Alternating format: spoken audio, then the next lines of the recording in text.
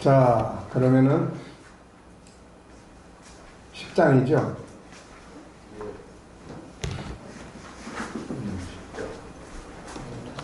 지금까지 살펴본 성품 30가지.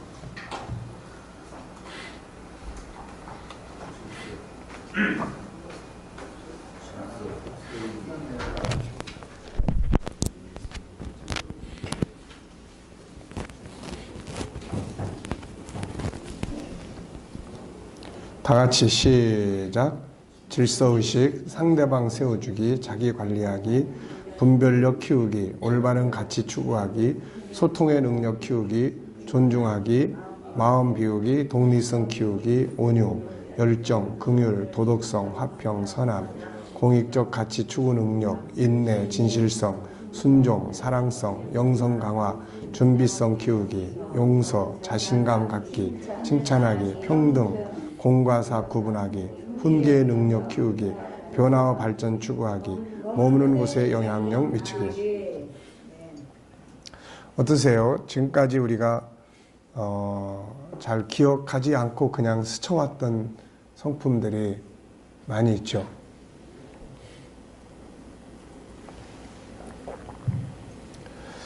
자, 그래서 이런 성품들 하나하나를 우리가 의식화하고 발전시켜 나가면 정말 좋은 사람, 쓸만한 사람, 필요한 사람으로 만들어질 수 있는 거죠.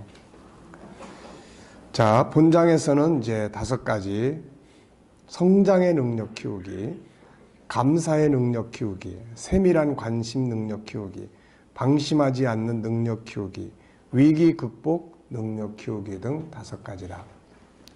성장 능력, 성장의 의미와 중요성. 성장은 살아있는 모든 것의 본능이다. 성장이 멈추면 죽음과 도태를 의미한다. 식물도 동물도 모든 생물도 사람도 마찬가지다. 성장해야 새로운 싹을 내고 잎을 내고 꽃을 피우고 열매를 맺는다. 그런데 성장이 멈추면 뭐가 됩니까? 고목나무가 돼요.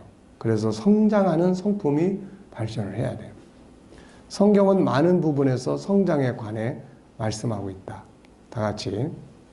또 비유를 들어 지국은 마치 사람이 자기 밭에 갖다 심은 겨자씨안을 같으니 이는 모든 씨보다 작은 것이로되 자란 후에는 풀보다 커서 나무가 되매 공중의 새들이 와서 가지에 깃들이느니라. 우리가 다 하나님의 아들을 믿는 것과 아는 일이 하나가 되어 온전한 사람을 이루어 그리스도의 장성한 분량이 충만한 데까지 이르리니 이는 우리가 이제부터 어린아이가 되지 아니하여 사람의 속임수와 간사한 유혹에 빠져 온갖 교훈의 풍조에 밀려 요동하지 않게 하려 함이라. 오직 사랑 안에서 참된 것을 하여 범사에 그에까지 자랄지라. 그는 머리니 곧 그리스도라. 바울사도는 성장하지 못하는 신앙 인격을 지적하고 있죠. 다 같이. 형제들아, 내가 신령한 자들을 대함같이 너희에게 말할 수 없어서 육신에 속한 자 곧 그리스도 안에서 어린아이들을 대함과 같이 하노라. 내가 너희를 젖으로 먹이고 밥으로 아니하였느니 이는 너희가 감당하지 못하였음이거니와 지금도 못하리라. 내가 어렸을 때에는 말하는 것이 어린아이와 같고 깨닫는 것이 어린아이와 같고 생각하는 것이 어린아이와 같다가 장성한 사람이 되어서는 어린아이의 일을 보려니라. 히브리서 6장 1절. 그러므로 우리가 그리스도의 도의 초보를 버리고 죽은 행실을 회개함과 하나님께 대한 신앙과 세례들과 안수와 죽은 자의 부활과 영원한 심판에 관한 교훈의 터를 다시 닦지 말고 완전한 대로 나아갈지니라. 성장, 변화와 발전하고 비슷한 거지만 성장시키는 자라가는 성품을 이게 키워야 돼요. 자라가는, 계속 발전해 나가는, 성장해 나가는 성품을 자라가야 돼. 이런 요소들을 우리는 다 이게 쉽게 그냥 지내쳐 버려요. 그래서 바울은 그리스도에 이르기까지, 그러니까 이게 그리스도에게 이른다는 게 이게 사실 가능한 일입니까, 이거? 불가능한 이야기죠. 그런데 목표를 거기에다 두고 계속 가라는 거죠. 계속. 인격적 성장. 우리가 성장 그러면은 뭐만 생각해요? 교회 성장. 뭐 이것만 생각하는데 여기선 그런 게 아니에요. 영성의 성장, 인격의 성장. 어린아이의 틀을 보세요. 어렸을 때, 어린아이였을 때는 말하는 게 어린아이 같아. 꼭 어린아이 같아. 네? 또 생각하는 게 어린아이 같아. 그래서 이거를 심리학적으로는 어른아이, 예. 성인아이 이렇게 이야기를 하죠. 어른아이. 그러니까 성장해야 돼. 말하는 게 어른스러워야 되고 생각하는 게 어른스러워야 되고 신앙도 성장해야 돼. 그래야 존경을 받아요. 네. 리더자가 돼요. 성장해야 될 영역을 쭉 설명했습니다. 이걸 보시면서 여러분들은 어느 부분에서 성장이 필요한지 한번 보세요. 나는 이제 다 컸으니까 더 이상 성장하면 안 돼 라고 생각하시는 분야. 영성의 성장, 인성의 성장, 지식적 성장, 생각의 성장, 행동의 성장, 역할과 사명의 성장, 삶과 업무적 성장, 인생의 성장. 어떤 것 같아요? 굉장히 가고 있는 것 같아요. 예? 계속해서. 특별히 성장해야 된다면 어느 영역에서 성장을 하면 좋겠어요? 인성. 나는 이제 영성. 예, 목회를 하면 할수록 나이가 들어가면 들어갈수록 영성에 대한 성장이 참 많이 필요성을 느껴요. 영성에. 개척할 때만큼 내가 기도를 하냐? 아닌 것 같단 말이에요. 개척할 때는 그래도 토요일 날이면은 항상 기도원에 갔는데 요즘에는 이게 토요일 날이면 그냥 줄에 서러 가고 돌잔치 가고 지난번에는 그냥 하루에 5건 참. 그럼 어떤 땐 그런 생각이 드는 거예요. 야, 이게 도대체 왜 이러고 있나? 목회가 도대체 뭔가 이거. 그러면 이제 그 기도원 토요일에 올라갔을 때는 월요일로 가고 싶네요. 그러니까 이제 월요일 날은 또 교육에 매이고. 그래서 이제 그런 걸 어느 땐간 정리를 해야 돼, 이게. 어느 교육사님은 토요일 날은 아예 집에도 안 쓰고 돌잔치도 안 가고 토요일은 무조건 아웃 부르지도 말고 예. 그래가지고 그렇게 하시는 목사님 계세요. 그게 참 대단한 거예요. 네. 특별한 교회예요. 교인들이 아예 만나지도 않고 밥 먹자고 안 하고. 근데 이제 그렇게 털을 잡았으면 참 좋은데 우리는 같이 밥 먹는 목회를 해가지고.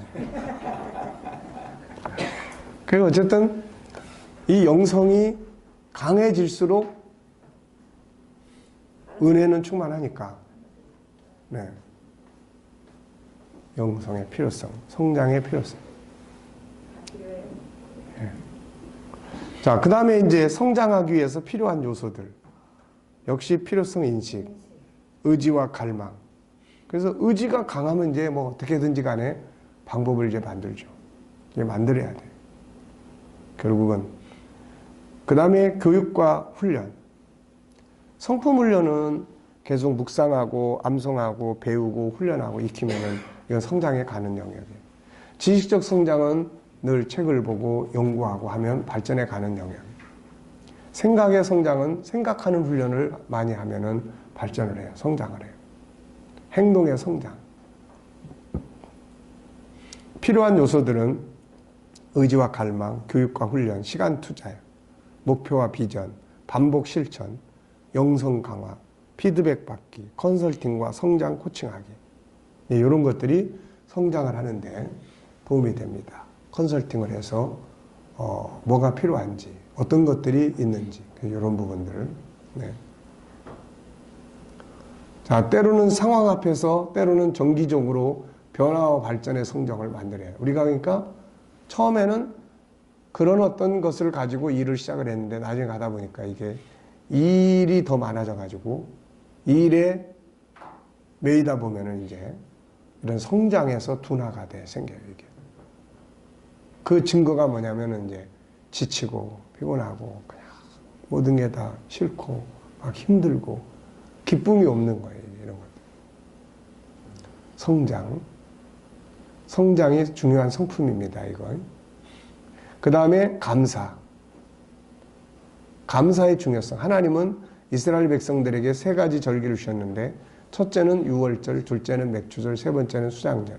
이 절기의 특징은 모두 감사절이라는 점이다. 왜 하나님은 그의 백성들에게 감사의 절기를 지키게 하셨을까? 감사는 다음의 특징을 가지고 있어요. 주신 분을 기쁘게 하고 그분으로 일하게 하는 비결이에요. 시편 50편 23절 감사로 제사를 드린 자가 나를 영화롭게 하나니 그의 행위를 옳게 하는 자에게 내가 하나님의 구원을 보이리라. 원망과 불평은 하나님을 괴롭게 하는 일이지만 감사는 하나님을 기쁘시게 하는 일이에요. 감사가 있는 곳에는 하나님이 일을 하십니다. 그래서 믿음의 사람들은 항상 감사의 제사를 드렸죠. 다니엘이 하루에 3번씩 기도할 때 감사함으로 했고 바울은 감옥에 갇혀 있으면서도 찬송과 기도를 드렸어요. 그게 기적을 만들어내죠. 두 번째, 감사는 행복의 비결이에요. 감사는 부족한 것을 채웁니다. 그래서 행복하게 만들어요. 자기 자신을 행복하게 할 뿐 아니라 다른 사람들까지 행복하게 만들고 스트레스를 받지 않게 하고 기억력을 좋게 만들고 정신을 건강하게 만들어줘요. 감사는 감사할 일들을 만들어내고 원망, 불평은 불행을 만들어내고 감사는 관계를 아름답게 만들고 성공하게 만들어요. 부부관계, 부모 자녀 관계, 동료 관계, 이웃과의 관계 등 모든 관계를 아름답게 만들고 사람들에게 인정을 받게 되고 그의 일을 성공하게 만들어요. 그러므로 감사의 성품을 키워야 돼요. 작은 일에도 감사하고 아무것도 아닌 일에도 감사하고 고난 중에도 감사할 수 있는 감사의 능력을 키워야 된다. 사람과의 관계도 문제, 단점만 보고 지적하고 야단치고 원망 불평하보다는 좋은 점을 찾아 수고하고 애쓰는 점을 찾고 장점을 찾아 감사할 수 있는 능력을 키워야 한다. 성경은 많은 곳에서 감사하라고 말씀한다. 다 같이 범사에 감사하라. 이것이 그리스도 예수 안에 너희를 향하신 하나님의 뜻이니 아무것도 염려하지 말고 다만 모든 일에 기도와 간구로 너희 구할 것을 감사함으로 하나님께 하리라.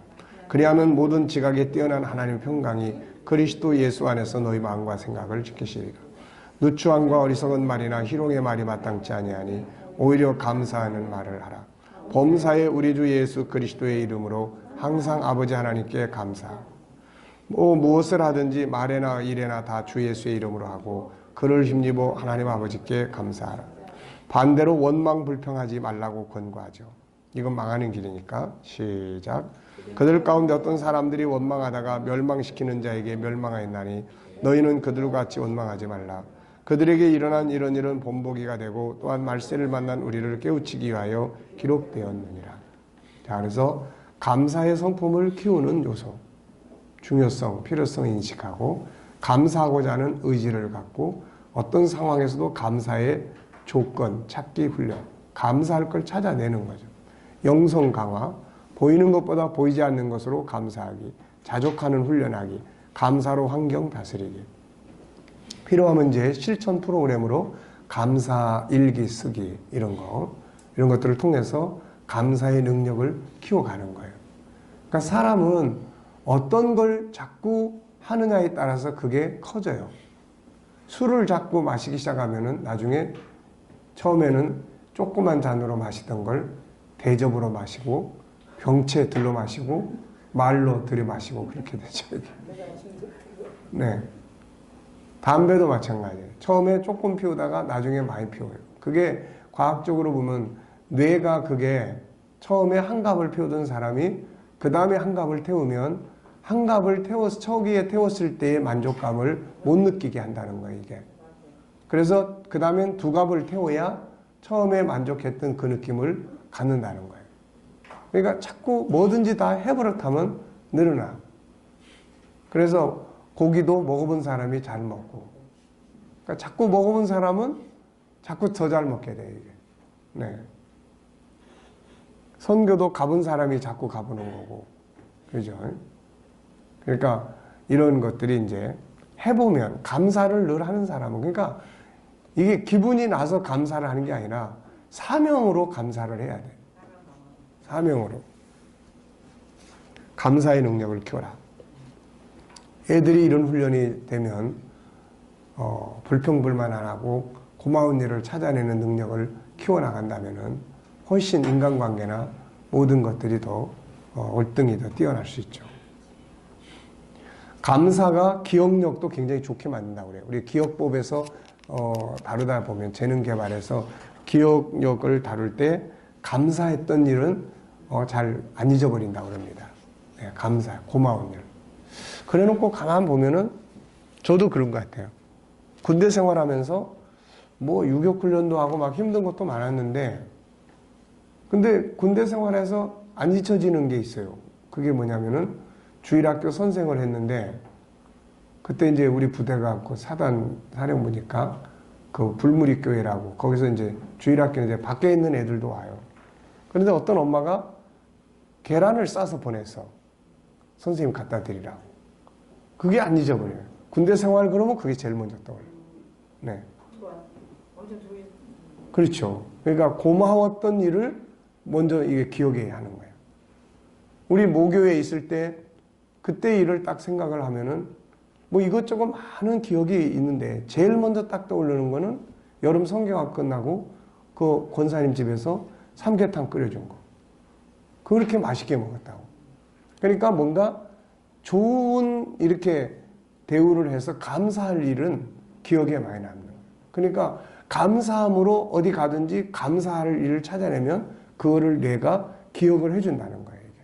그래서 기억력을 하는데도 감사할 일을 많이 찾으면은 그게 기억력에도 큰 도움이 된다. 네.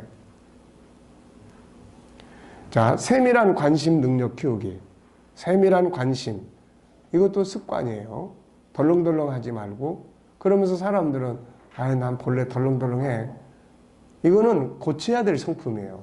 이게. 네. 어떤 일을 할 때 덜렁덜렁 하는 사람이 있고, 세분하게, 차분하게, 세심한 관심을 가지고 일하는 사람이 있어요. 대강대강하고 덜렁대는 사람은 자칫 잘못하면 소중한 부분을 놓칠 수가 있습니다.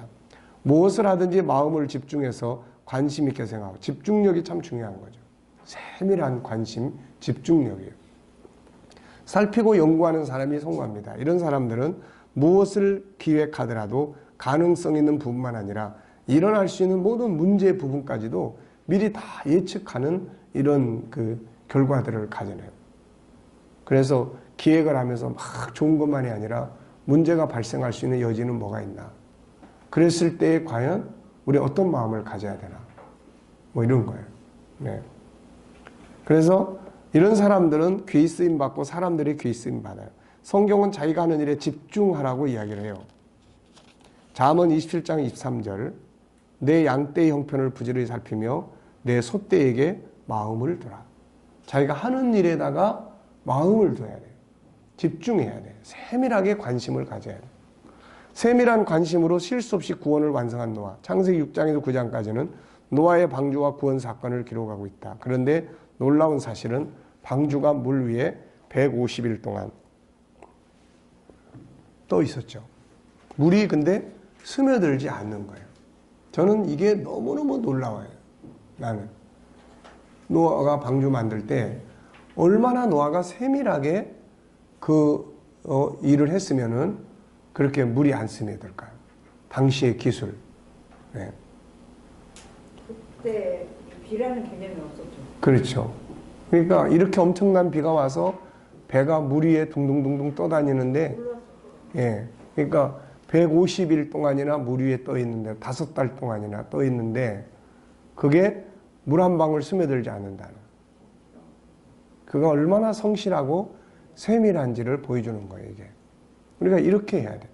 세밀한 관심 때문에 사실 요셉이 성공한 겁니다. 그가 아무리 좋은 재능을 가지고 있어도 이런 세밀한 관심을 갖는 성품을 가지고 있지 않았다면은 그가 자기 재능을 써먹을 기회를 얻을 수가 없었죠. 그래서 저는 이 부분이 참 대단하다고 생각을 해요. 이 부분이. 노예로 팔려갔던 요셉이 애굽의 총리가 되었던 현실적 이유를 보면은 세심한 관심에서 나온 질문 하나예요. 네. 억울한 누명을 쓰고 감옥에까지 내려갔어요. 그러나 그는 그곳에서 보디발 장군 집에서 같이 성실하고 진실하게 행동했고 그 결과 간수는 요셉에게 중요한 제수를 맡겨서 관리를 했죠. 그런 중에 감옥의 왕의 신하들이 죄를 짓고 들어왔고 간수는 이들을 요셉에게 맡겨서 관리하게 했습니다. 그런데 어느 날 요셉은 그들의 얼굴을 세밀하게 관찰을 했어요. 근심이 있었음을 알아차리고 질문을 했어요. 무슨 일이 있습니까? 이것이 결국 그를 애굽의 총리가 되게 하는 계기가 된 거예요. 그렇지 않습니까? 만약에 이 요셉이 여기서 그냥 대충 그리고 지나갔고 사람들에게 거민되는 얼굴을 읽지 못했고 그 다음에 그런 질문을 하지 않았다면 못 나오죠. 거기서. 누가 그를 기억을 하겠어요? 이게. 자, 4절부터 읽어보겠습니다. 친히 대장이 요셉에게 그들을 수용들게 하며 요셉이 그들을 섬겼더라. 그들이 갇힌 지 여러 날이라. 옥에 갇힌 애고방의 술 맡은 자와 떡 굽는 자 두 사람이 하룻밤에 꿈을 꾸니 각기 그 내용이 다르더라. 아침에 요셉이 들어가 보니 그들에게 근심의 빛이 있는지라. 요셉이 그 주인의 집에 자기와 함께 갇힌 바로의 신하들에게 묻되 당신들의 얼굴에 근심의 빛이 있나이까? 그들의 얼굴에 나타나고 있는 근심의 모습을 그냥 무관심하게 지나치지 않았다는 거죠. 만약에 그냥 지났으면 자기에게 다가온 기회를 놓치고 말았을 거예요. 장사를 하는 사람이라면 고객의 문제나 이런 걸 세밀하게 집중력을 발휘해서 체크를 해준다면 이 사람은 단골이 될 수가 있죠. 네. 근데 자기 이익만을 챙기려고 얼렁뚱땅하고 대강대강 넘어가고 그러면은 누가 그 사람하고 거래를 하려고 그러겠어요. 그래서 이런 세밀함, 집중력, 공부도 마찬가지예요. 아이들이 이런 세밀함에 대한 훈련을 한다면은 이런 능력을 길러주면은 공부도 마찬가지예요. 결국 공부도 세밀한 관심이에요. 집중력. 그러나 그는 세밀한 관심을 가지고 그들을 보았고 근심이 있음을 알아차리고 그것을 물었어요. 그리고 답을 줬습니다. 이것이 후에 그를 감옥에서 끌어내고 애굽의 총리가 되게 한 거죠. 자, 창세기 41장 12절 시작. 그곳에 친히 대장에 종된 히브리 청년이 우리와 함께 있기로 우리가 그에게 말하며 그가 우리의 꿈을 풀되 그 꿈대로 각 사람에게 해석하더니 그 해석한 대로 되어 나는 복직하고 그는 매달렸나이다. 이에 바로가 사람을 보내어 요셉을 부르매 그들이 급히 그를 옥에서 내놓으니라. 요셉이 곧 수염을 깎고 그의 옷을 갈아입고 바로에게 들어가네. 그 세밀함과 질문 하나가 요셉으로 하여금 자기의 꿈 해석하는 달란트를 활용할 수 있는 기회를 얻은 거죠, 이게. 네. 그러니까 대강대강 하는 이런 습관을 하면 안 돼요. 세밀함, 집중력. 세밀한 관심으로 하나님께 쓰임받았던 다윗. 다윗 역시 세밀한 관심 때문에 하나님께 쓰임받았던 사람이다. 그가 사울에게 쫓겨다니고 있을 때 그를 죽일 수 있었던 좋은 기회를 만났죠. 다윗의 신하들은 모두 그를 죽이자고 했어요. 사실 죽이면 다 끝나게 됩니다. 그런데 이때 다윗은 하나님의 뜻을 생각을 하죠. 하나님께서 그의 기름 분종을 해야 하는 것을 기뻐하지 않으신다는 거죠. 그래서 언제 끝날지 모를 도망자의 길을 다시 가면서 사울을 살려줍니다. 하나님의 뜻에 세밀한 관심을 둔 거죠. 하나님의 뜻에. 하나님의 일을 어떻게 생각하실까? 네. 아무리 지가 똑똑해도 일단 그래도 하나님이 기름을 부은 자는 심판을 해도 하나님이 하는 거지 자기가 하는 거는 이거는 안 맞는 거죠. 우리는 대강대강 하다 보면은 그냥 기회 주신 하나님 감사합니다. 그리고 네.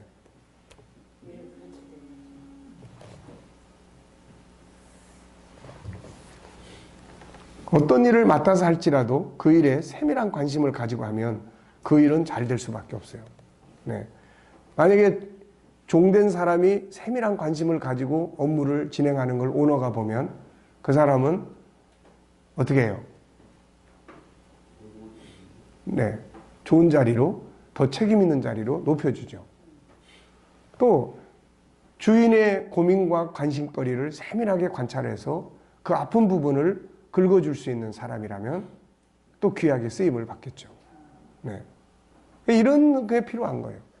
성공을 이야기하는 사람들은 이런 거를 할 줄 알아야 되는 거예요, 이게. 네. 그냥 일하기 싫어가지고 그냥 맡긴 거 대충 해서 그냥 그래 놓고는 그냥 뒤에 나중에 망치나 도구조차도 그냥 아무 데나 내던져 놓고 가버리고 이런 거 보면은 그냥 다시는 쓰고 싶지 않죠. 네. 그러니까 오늘날 성공에 대한 기대감은 그 어느 시대보다 커요. 그런데 반면에 성공을 할 수 있는 그런 성품들에 대해서는 옛날만도 훨씬 못해요. 이게. 옛날만. 그러니까 이게 얼마나 이게 언짢습니까? 이게. 그래서 이런 성품들을 가지고 할 수 있도록 이제 성품 훈련이 그래서 중요한 거예요. 세밀한 관심을 갖는 성품을 키우기 위해서는 어떤 요소가 필요한가? 우선 중요성 인식하고 의지 갖고 그 다음에 이제 이게 중요해요. 세 번째. 주어진 일이나 상대에 대해서 항상 분석을 하는 거예요. 저 사람 스타일은 뭐고 이 일의 장점은 뭐고 어려운 점은 뭐고 항상 분석하는 거예요. 이게. 항상. 네. 그리고 행동하고 기록하기. 네. 지난번에 그 텔레비에 나온 사람인데 젊은 청년인데 피자 달인이 나왔어요. 피자. 근데 이 사람은 모든 걸 기록을 하더만 하여튼 다른 데서는 어떻게 하는지 광고지도 다 갖다가 누구나 다 볼 수 있도록 해가지고 이렇게 탁탁탁 접어가지고 딱딱딱 끼고 다 자기 집에서 일하고 간 사람들에 대한 모든 것도 다 취미 뭐 이렇게 다 기록을 해요. 그래서 거기에 따라서 이제 행동을 하는 거예요. 그러니까 이런 세밀한 관심을 갖기를 원하는 사람들은 이제 그런 기록하는 훈련 이런 것들이 아주 중요해요. 네. 그래서 한번 금방 생각했다 잊어버리니까. 그래서 우리가 이런 이제 글을 쓰거나 뭘 하더라도 그런 기록하는 게 아주 이게 몸에 배지 않으면은 중요한 걸 다 놓쳐버려요. 이게 막 생각났다 금방 딱 지나가요. 그래서 항상 펜과 종이 다 가지고 기록하고 가서 보면은 그 순간 딱 놓쳐버리면 막 어떤 때는 막 너무 억울할 때가 있어요. 어떤 때는 종이권에다 잊어버릴 때가 있어요. 예. 그게 뭐지? 그게 뭐지? 그게 뭐였지? 너무 좋은 건데. 네. 그러니까 세밀한 관심 갖기 연습을 해야 돼요. 생각과 행동. 주목하고, 딴 생각 안 하고. 피곤하면 안 되니까 또 다른 때는 쉬고. 사람이 피곤하면 집중이 안 돼요, 이게. 네. 무엇이든지 그냥 지나치지 않고 질문하는 연습을 해야 돼. 무엇이든지. 요셉이 얼굴 보고, 아유, 저 양반이 고민이 많은가 보다. 그리고 그냥 지나가 버렸으면은 안 되잖아요. 질문. 무슨 일이 있었습니까? 그래서 그냥 지나치지 않도록 연습하고 거기다가 하나 쓰세요. 질문하기. 그래서 항상 그냥 스쳐 지나가지 말고 이게 뭘까? 저건 뭐지? 여기는 어떤 특징이 있나? 네. 여기에는 지금 무엇이 부족한가?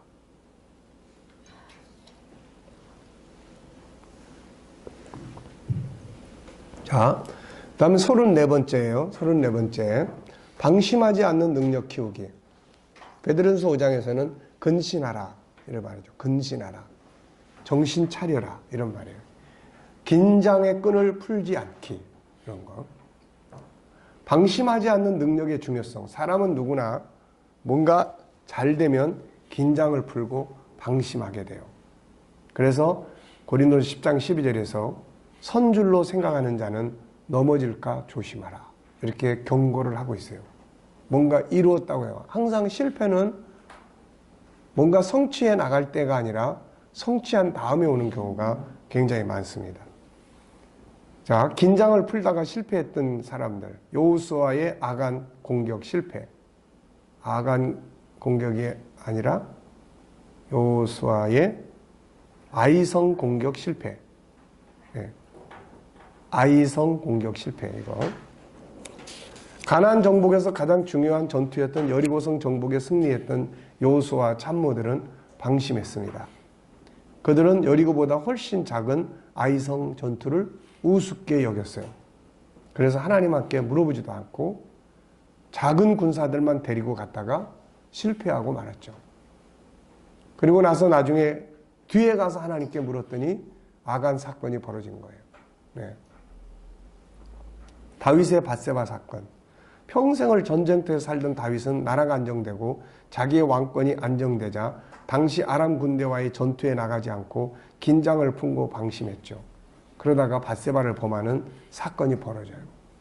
그러니까 뭔가 이루었어. 이 정도면 돼. 그러다가 방심하다 보면은 꼭 시험거리가 생겨요. 솔로몬의 타락, 처음에 왕이 되었을 때 하나님과 깊은 교통을 이뤘고 그 일로 인해 그는 역사의 길이 남을 지혜의 왕이 됐죠. 그런데 안타깝게도 결국 그의 지혜에 대한 교만은 그를 방심하게 만들었고 처음에 긴장감을 늦추고 말았어요. 그래서 일천국녀를 세워 그들로 인해 방탕과 타락, 우상 숭배가 이어지고 결국은 나라를 잃어버리게 되고 말았어요. 하나님께서 2번씩이나 찾아오셔서 경고하셨지만 그는 듣지 않았습니다. 그만큼 자기 생각에 깊이 빠져 있었던 거죠. 여호사밧의 아합의 딸을 데려오는 사건. 여호사밧은 유다의 3대 성군 중 한 사람이에요. 그는 하나님의 법을 가지고 나라를 개혁하고 어려운 상황을 만났을 때 언약을 붙들고 기도하며 승리했던 사람이에요. 그런데 그가 개혁을 이루고 하나님께서 개혁의 결과로 그 나라를 강대하게 하시고 복을 주셨을 때 여호사밧은 긴장을 풀고 방심했어요. 그리고 자기 마음대로 북쪽 아합의 딸을 며느리로 데려왔어요. 사람이 잘 되면은 자신감이라는 게 붙어요. 그 자신감은 방심을 하게 만들어요. 걱정하지 마. 한 주먹이면 끝나. 그러다가 이제 된통 당하는 거예요. 네. 조심성이 없어지는 거죠. 그래서 성경은 근신하라. 근신이라는 말은 정신 바짝 차려라. 그런 말이에요.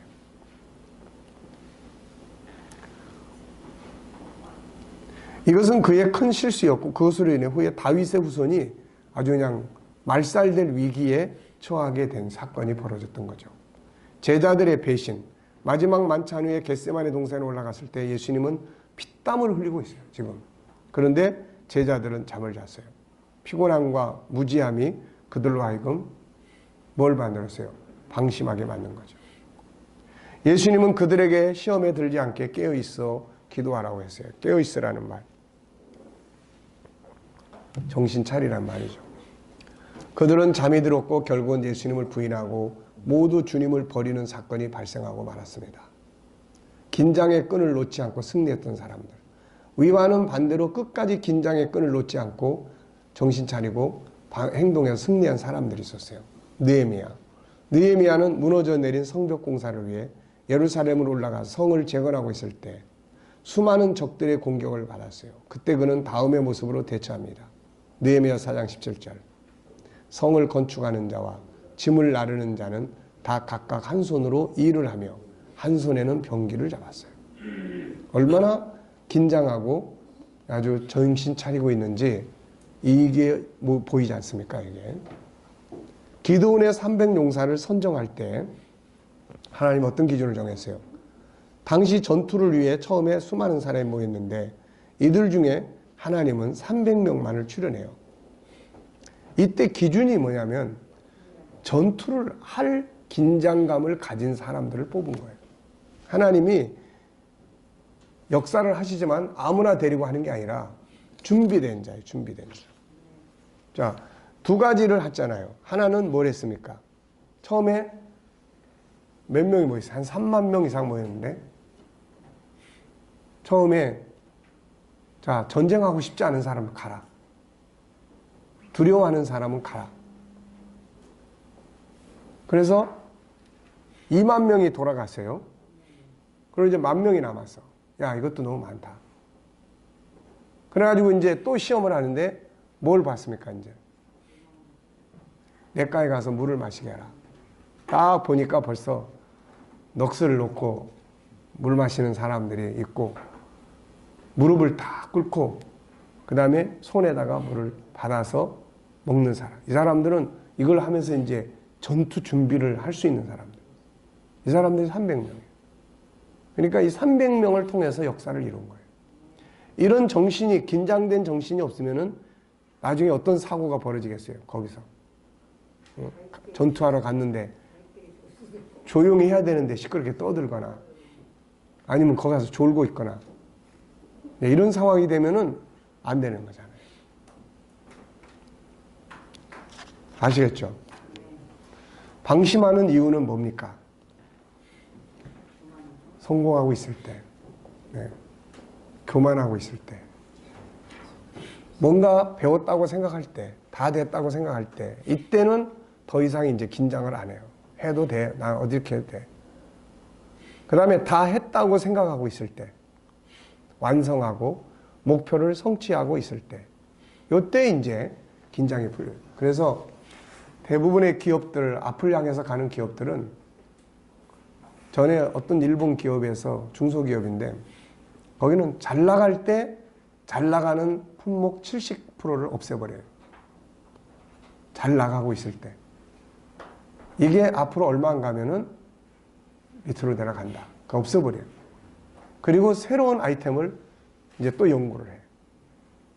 참 대단하더라고요. 그런 기업들은 안 없어지죠. 네.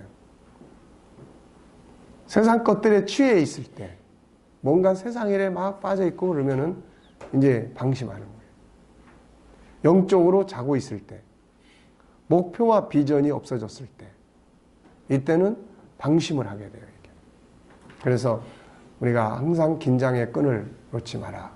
네. 자, 방심하지 않도록 권하는 성경의 말씀들이에요. 다 같이 한번 읽어보세요. 시작. 마음의 원인으로 돼 육신이 약하다. 사람들이 살때 그 억수가 와서 복수 가운데 가라앉아서 뿌리고 그런지 선비로 생각하는 자는 넘으니까 조심하라. 내가 이미 얻었다는 아니요 오늘 이뤘다는 아니라 내가 그리스도의 생각이 죽어서 전적으로 달려간다.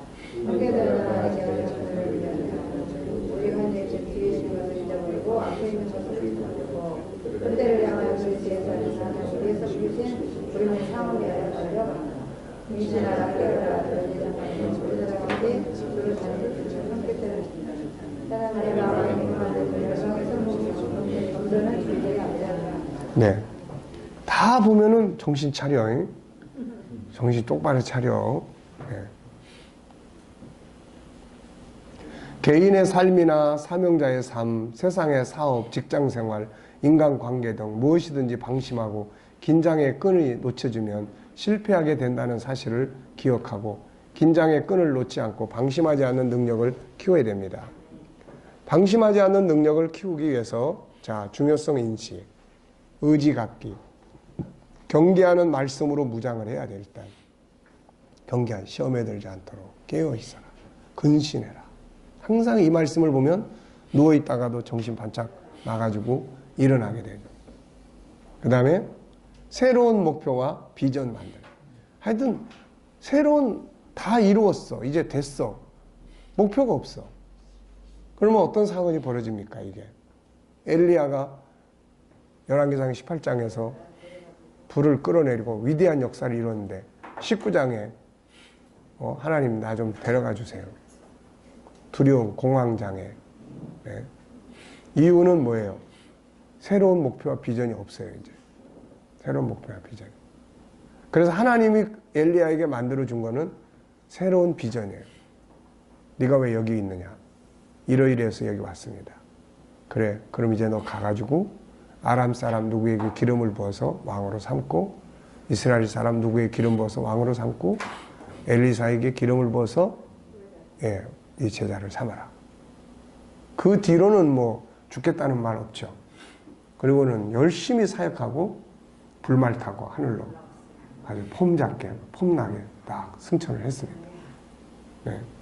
그러니까 목표와 비전이 약해지면은 그게 이 목표와 비전이 계속 가게 만드는 이게 원동력이에요. 이게 힘이에요. 이게.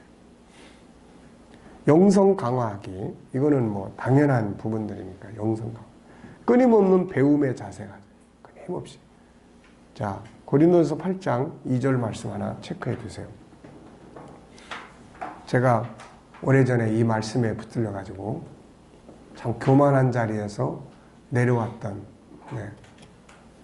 한번 읽어보실래요? 고린도서 8장 2절.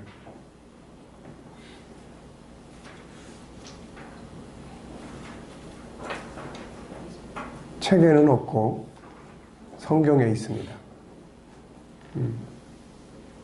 읽어보세요. 아직 누구든지 무엇을 아는 줄로 생각하면 아직도 마땅히 알 것을 알지 못하는 것이요. 네. 그러니까 무엇인가를 안다고 생각하는 자는 아직도 모르는 자다. 예.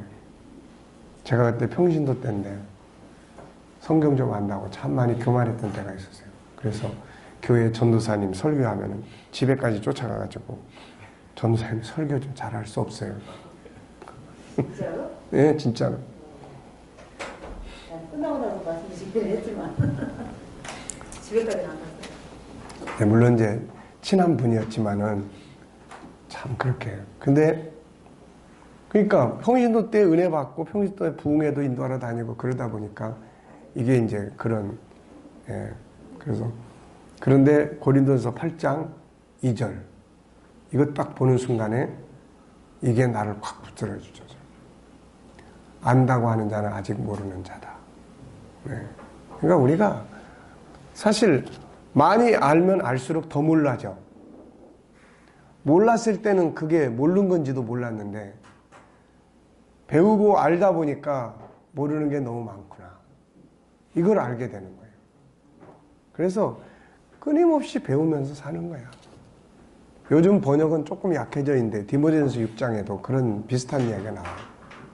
너희가 계속해서 연구하고 창념치 아니하면 너희가 알고 있는 지식이 교만의 도구가 되고 다툼의 도구가 된다는 거예요. 네. 그러니까 사람은 계속 연구하고 배우면 겸손의 틀을 유지해 갈 수가 있어. 계속 연구하고. 근데 계속 연구하고 안 하고 딱 끝나는 순간부터 이제 나는 이제 다 된 사람이 돼버리는 거예요. 그래서 남 정죄만 해, 이제. 자기 아는 지식 가지고. 그래서 정기적인 컨설팅. 이 컨설팅을 많이 강조하고 있는데, 컨설팅의 훈련을 열심히 해야 돼요. 자, 그 다음에 이제 35번째는 위기 극복 능력 키우기예요. 위기 극복 능력 키우기의 중요성. 사람이 살아가는 과정에 끊임없이 위기가 다가온다. SQ에서 다루는 것 중에 하나가 위기 극복 능력 키우기예요. 이것은 마치 바닷가에 가면 끊임없이 파도가 밀려오는 것 같다. 어떤 때는 잘 되고 난 후에 위기가 오고 어떤 때는 평범하게 사는 삶 속에 갑자기 암초와 태풍을 만나는 것처럼 다가올 때가 있다. 어떤 때는 나와는 아무 상관없이 위기가 밀려올 때가 있다. 세상을 사는 동안에는 언제든지 누구든지 위기를 만날 수 있다. 위기를 만났을 때 어떤 사람들은 위기 때문에 아주 망하는 사람도 있고 어떤 사람은 마치 파도 타기를 하는 사람처럼 위기를 자기 인생의 전환점, 새로운 변화와 발전의 기회로 삼는 사람들도 있다. 결국은 위기 자체가 아니라 뭐에 달려 있어요? 극복 능력에 달려 있어요. 극복 능력. 가인 같은 사람은 위기 앞에서 망해버렸고 요셉 같은 사람은 위기를 극복해서 자기 인생을 새롭게 만들어가는 기회로 만들었죠. 위기 극복 능력이 어느 정도 되는가에 따라 위기가 전화위복이 될 수도 있음을 보여줍니다.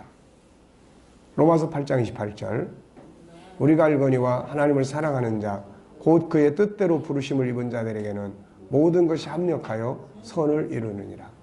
그러므로 위기를 두려워할 것이 아니라 위기 극복의 능력을 길러라. 네. 위기를 없다고 생각하면은 안 돼요. 우리가 창세기 3장 이후부터는 세상은 전쟁터예요, 전쟁터. 이 전쟁터에서 태어나서 살면서 평안하기만을 바란다면은 이건 생각을 잘못하고 있는 거예요. 그래서 전신갑주 이야기를 하는 겁니다. 무장해야 되는 거예요. 그러니까 위기가 온다. 그런데 이걸 두려워할 게 아니라 위기 극복을 할 수 있는 능력을 기르는 거죠. 위기 극복의 능력을 키우는 방법.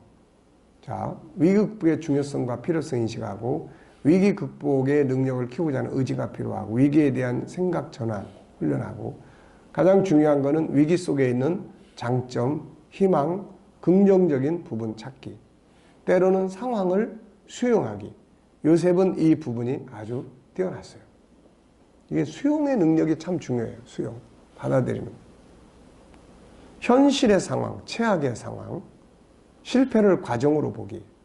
실패는 끝난 것이 아니라 최후의 목표를 향해 가는 과정이기 때문이다.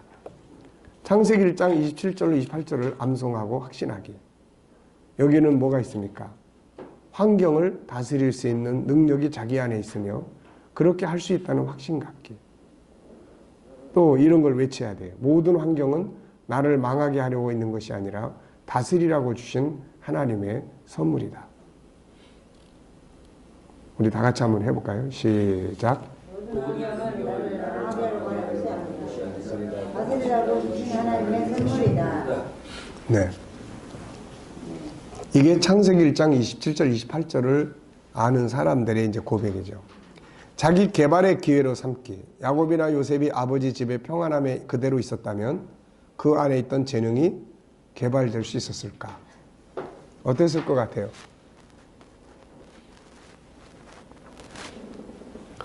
요셉이 아버지 집에 평안하게 그냥 있었으면 요셉이 어떤 사람으로 컸을까? 그렇게 맨날 아버지의 사랑만 받고 험한 일은 하지도 않고 때를 따라 좋은 옷만 입고 온실의 화초, 버릇없는. 네. 그런데 그에게 다가온 위기가 그의 능력을 개발하게 만들어줬죠. 가장 중요한 건 위기 속에서 하나님과 하나 되는 일이다. 인간 스스로는 위기 극복에 한계가 있어요. 그래서 반드시 위기가 왔을 때는 가장 먼저 하나님과 하나 되는 시간을 가져야 한다. 인간에게는 위기지만 하나님 앞에는 위기가 아니기 때문이다. 위기 극복의 말씀들을 항상 암송하는 것도 중요하다.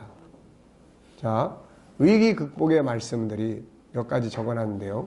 우선 로마서 8장 28절 암송해 보세요. 시작.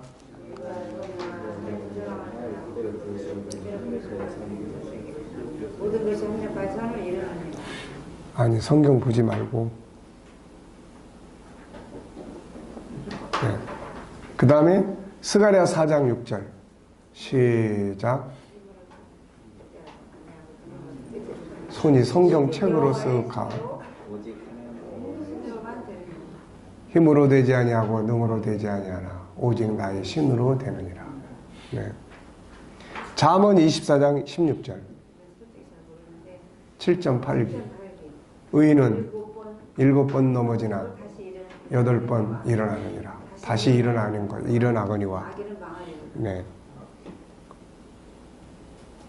나는 7.8기라는 말이 세상에 있는 말인 줄 알았어요.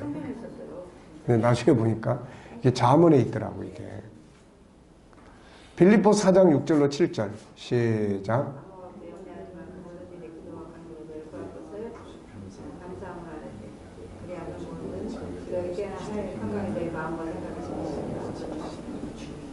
네. 여호수아 1장 5절로 6절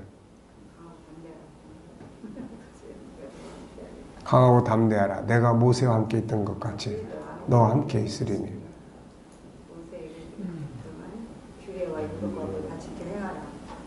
네. 자, 과제. 베드로전서 5장 8절 암송하기. 근신하라 깨어라.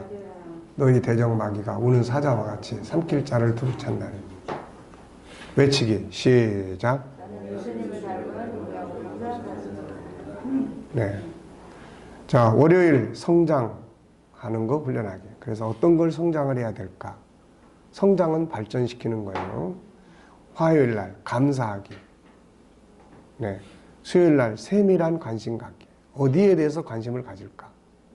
공부하는 애들은 오늘 수학 공부 시간에 특별하게 세밀하게 집중하자. 방심하지 않기. 위기 극복하기. 네. 자, 오후 공부는 여기서 마치고 조금 쉬었다가 식사하러 가시고. 네. 자, 수고하셨습니다. 자, 13번째. 6시간밖에 안 걸린다.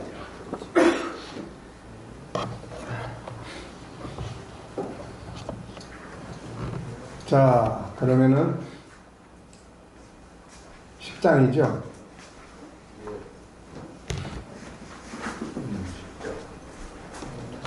지금까지 살펴본 성품 30가지.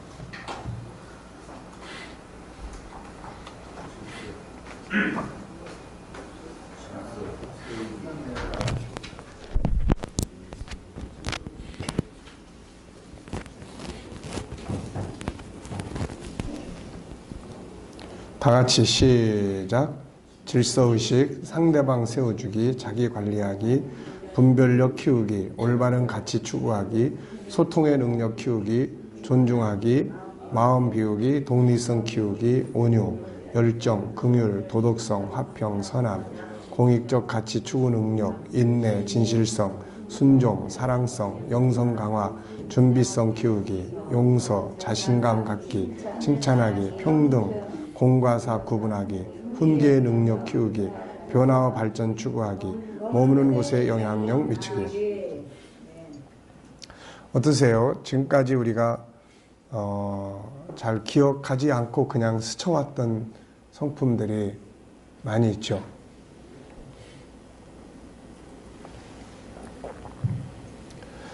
자, 그래서 이런 성품들 하나하나를 우리가 의식화하고 발전시켜 나가면 정말 좋은 사람, 쓸만한 사람, 필요한 사람으로 만들어질 수 있는 거죠. 자, 본장에서는 이제 5가지 성장의 능력 키우기, 감사의 능력 키우기, 세밀한 관심 능력 키우기, 방심하지 않는 능력 키우기, 위기 극복 능력 키우기 등 5가지라. 성장 능력, 성장의 의미와 중요성. 성장은 살아있는 모든 것의 본능이다. 성장이 멈추면 죽음과 도태를 의미한다. 식물도 동물도 모든 생물도 사람도 마찬가지다. 성장해야 새로운 싹을 내고 잎을 내고 꽃을 피우고 열매를 맺는다. 그런데 성장이 멈추면 뭐가 됩니까? 고목나무가 돼요. 그래서 성장하는 성품이 발전을 해야 돼요. 성경은 많은 부분에서 성장에 관해 말씀하고 있다. 다 같이. 또 비유를 들어 지국은 마치 사람이 자기 밭에 갖다 심은 겨자씨안을 같으니 이는 모든 씨보다 작은 것이로되 자란 후에는 풀보다 커서 나무가 되매 공중의 새들이 와서 가지에 깃들이느니라. 우리가 다 하나님의 아들을 믿는 것과 아는 일이 하나가 되어 온전한 사람을 이루어 그리스도의 장성한 분량이 충만한 데까지 이르리니 이는 우리가 이제부터 어린아이가 되지 아니하여 사람의 속임수와 간사한 유혹에 빠져 온갖 교훈의 풍조에 밀려 요동하지 않게 하려 함이라. 오직 사랑 안에서 참된 것을 하여 범사의 그에까지 자랄지라. 그는 머리니 곧 그리스도라. 바울사도는 성장하지 못하는 신앙 인격을 지적하고 있죠. 다 같이. 형제들아, 내가 신령한 자들을 대함같이 너희에게 말할 수 없어서 육신에 속한 자 곧 그리스도 안에서 어린아이들을 대함과 같이 하노라.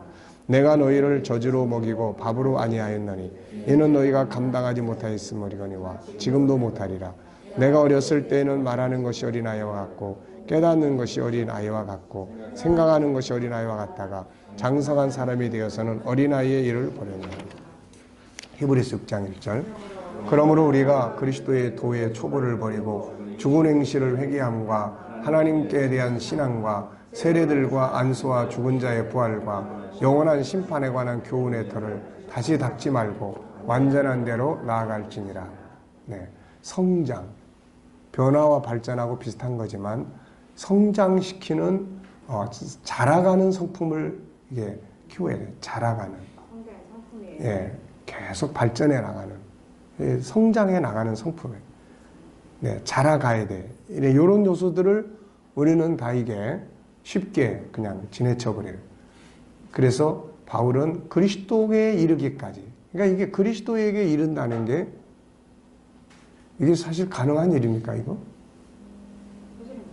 불가능한 이야기죠. 그런데 목표를 거기에다 두고 계속 가라는 거죠. 계속 인격적 성장. 우리가 성장 그러면은 뭐만 생각해요?